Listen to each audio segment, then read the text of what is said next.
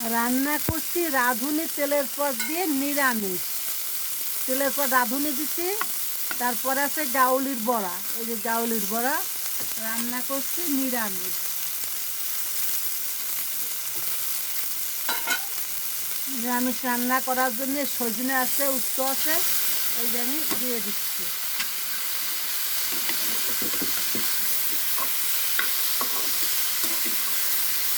সবজিগুলো সুন্দর একটু ভেজে নিব, না হলে কাঁচা ঘ্রাণ বলবে।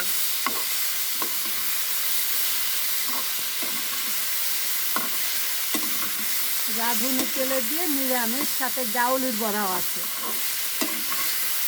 সবসময় মাছ থাকলে এমন কোনো কথা না, মাছ না থাকলে একটা কিছু দিয়ে খেতেই হবে।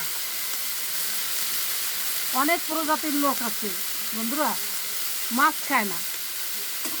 ওনারা বলে একজনের জীবন আর একজনের খাদ্য। আমরা বাঙালি তো মাছ ছাড়া আমাদের হয় না, মাছ ছাড়া আমাদের খাওয়া হয় না।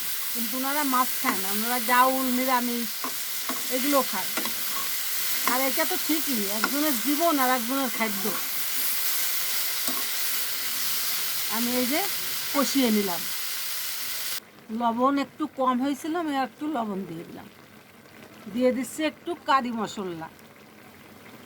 আমার নিরামিষটা হয়ে গেছে। আমি সবিতা কুকিং হাউস থেকে জানাচ্ছি অনেক অনেক ভালোবাসা। যদি আমার ভিডিওটা ভালো লাগে আমাকে লাইক কমেন্ট শেয়ার দিতে ভুলবেন না বন্ধুরা, সাথে থাকবেন।